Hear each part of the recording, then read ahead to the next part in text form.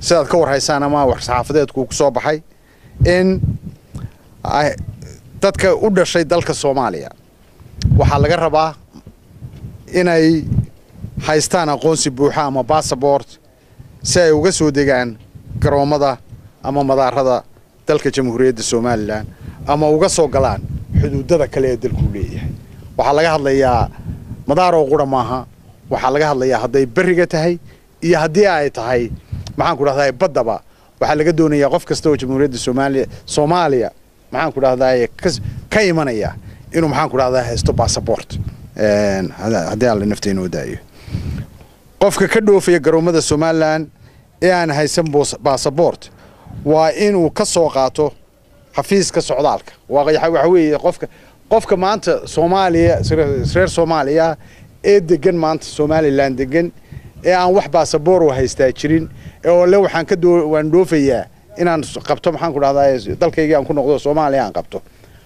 waxa laga rabaa inuu immigration Jamhuuriyadda Somaliland waraaq ka soo qaato goohoma oo markuu cadeeyo inuu ninkaas yahay ama gabadhaas ay tahay reer Soomaaliya waxa qodobkaas loogu talagalay waxa weeye oo buddigu ah adduunyadana aan ka suurtagelin meel waxa weeye in aanu qof cid alla ciduu doona ha noqdo diyaarad raacaya aanu sidan wax aqoonsiya oo waxyaabaha mamnuuca adduunka ka mid ah inuu qof waliba sito aqoonsi lagu yaqaano ayaa haboon marka maadaama ay dalal ay nagu xeeran yihiin waxa weeye waxa adduunyadu ay dalalka u kala dhoofaan waxa weeye waa passportkii baanu maxaan ku dhahdaa aanu dalbanayna dadka reer Soomaaliya si loogu fududeeyo looguna dhiirigeliyo inay isticmaalaan passportkooda Soomaaliya lacagtii passportka Soomaaliya laga qaadi jiray ee ahaa $60 ayaa hoos golaha wasiiradu ee madaxweynuhu uu gudoominayay loo dhigay lacagta laga qaadi doona qofka reer Soomaaliya markuu ka soo dego maxaan ku raadayay garoonka Jamhuuriyadda Somaliland waxa weeye lacag $15 halkii ay ka ahaan jirtay 16 maxaan ku dhahdaa $60 halkii ay ka ahaan jirtay dadka muwaadiniinta Jamhuuriyadda Somaliland u kala safraysa u kala safraya labada dal ee Somaliland iyo Soomaaliya iyagana waxa laga rabaa laba arrimood in markuu tigidh ka goosanayo tigidh qof Somaliland oo diyaaradaha amar bay qabaan inaanay tigidh u gooyin karin qof Somaliland ama isagoo aan passportka Somaliland sidan ama isagoo aan sidan warqadda aqoonsiga jinsiyadda Jamhuuriyadda Somaliland ay leedahay muwaadinka u dhashay Jamhuuriyadda Somaliland ee ku soo noqonaya dalka Somaliland ee waxa la wuxuu haystaa aanay jirin for example haddaan u soo qaadano matalaad ahaan inuu qofkaas intii Somaliland jirtay baanu Soomaaliya iman laakiin maanta isagoo reer Somaliland u dhashay uu damcay inuu Somaliland ku soo noqdo Soomaaliya ka imanayo waxa laga rabaa saddexdan arrimood mid ahaan koow inuu hadduu heli karo passportka Somaliland uu qaato haddii kale warqadda jinsiyadda aanu helayn isagana aanu haysan haddii aanu taahaysan waxa laga rabaa inuu tigidhka xagga ku soo goosto markuu diyaaraddu soo raacayo maxaan ku dhahdaa form diyaaraddu ay ka buuxinayso oo cadeynayo inuu qof reer Somaliland u dhashay yahay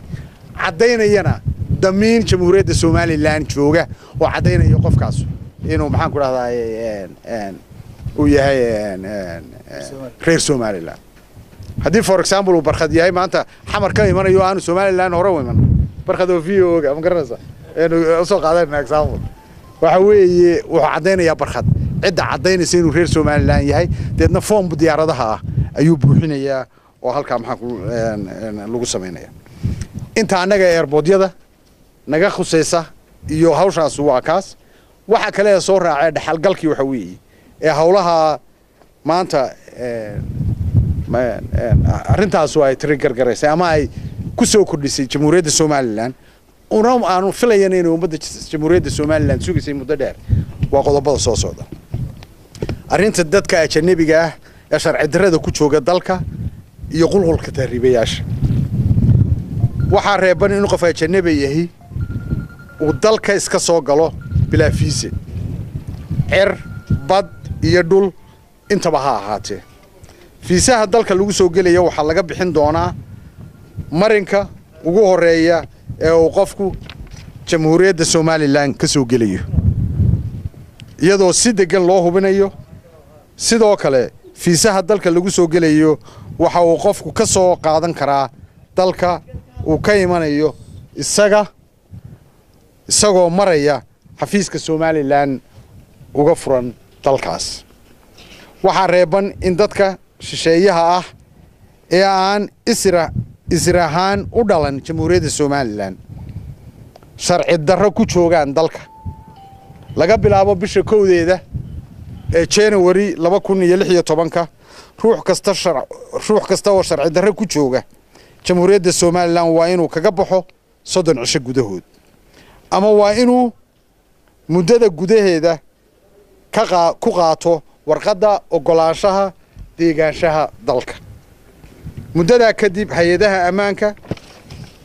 ee ay arrintaas khusayso waxa ku waajiba inay qofka ka saaraan dalka jamhuuriyadda Somaliland waxa laga hadlayaa amar ay qabaan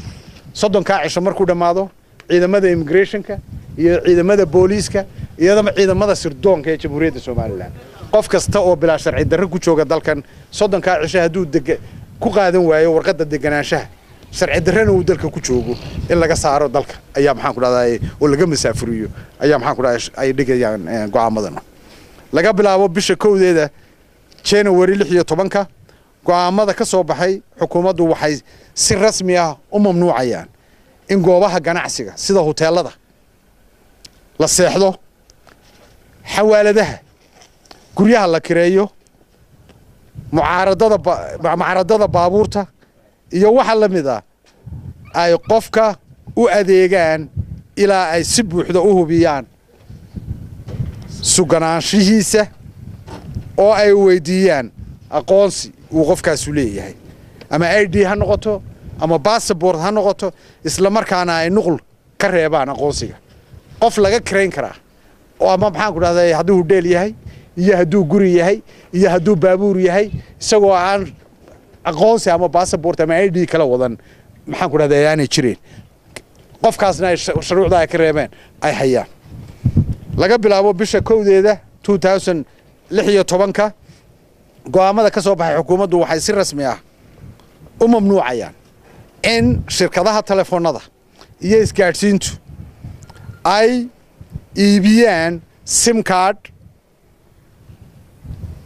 ka telefoonka aqoonsi la'aan ayaa iyadana la rabaa qof shirkad iibin karta hadday Telesom tahay iyo hadday Somtel tahay iyo hadday Telecom tahay iyo hadday kuwa kale ee jira tahay sim card ay iibinayaan bisha 1 laga bilaabo ilaa ay qofka aqoonsi ka helaan iyaduna maxaan ku dhahdaa arrintaas cid kasta oo loo furayo khadka telefoonka waa in la diiwaan geliyo koobi aqoonsi ahna laga reebo xukuumadda jamhuuriyadda Somaliland waxay shacbi weynaha jamhuuriyadda Somaliland ku adkaynaysaa inay feejignaadaan